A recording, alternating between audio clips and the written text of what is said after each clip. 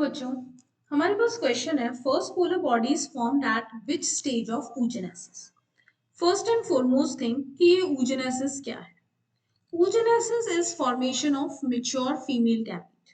The process of formation of mature female gamete, that is ovum, is called as oogenesis. oogenesis में क्या होता है, oogonia बनते हैं। ठीक है, ये जो oogonia है इनमें से कुछ सेल्स, सम सेल्स वो डिफरेंशिएट होते हैं और वो डिफरेंशिएट होके बनाते हैं प्राइमरी oocyte। क्या बनाते हैं? Primary oocyte। oogonia होते हैं 2n, प्राइमरी oocyte भी होते हैं 2।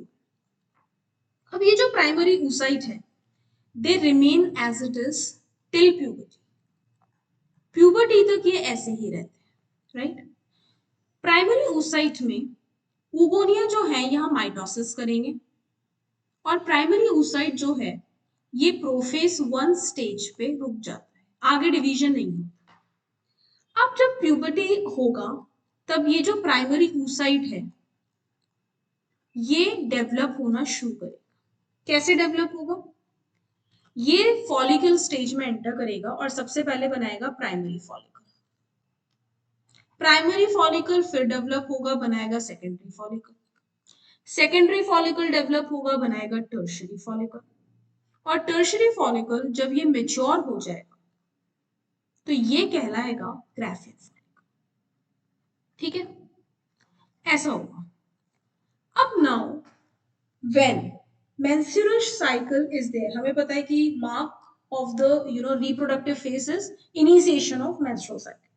ये ग्राफियन फॉलिकल जो है, this Graafian follicle completes meiosis 1। सबसे पहले meiosis 1 कंप्लीट करेगा और प्राइमरी oocyte एक्चुअली में तो प्राइमरी oocyte ही है जिसकी इतनी सारी फॉर्म्स हो गई।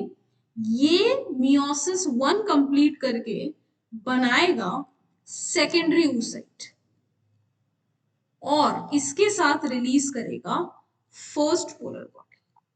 आज तक पोलर बॉडी का फंक्शन अननोन है, पर they have one set of chromosome and some amount of cytoplasm. दोनों डिप्लॉयड स्ट्रक्चर्स हैं। आज तक हमें उसका फंक्शन अननोन है, हमें पता नहीं है, लेकिन ऐसा कहा जाता है that to maintain the haploidy, right, ये हैप्लॉइडी मेंटेन करने के लिए there is extra one body release which is called as polar body in the oogenesis of female. So when is the first polar body released? At which stage of oogenesis the first polar body is released? First meiosis, first mitosis, second mitosis, या differentiation? The correct answer is meiosis 1. So the correct option is option A, that is first meiosis. Okay.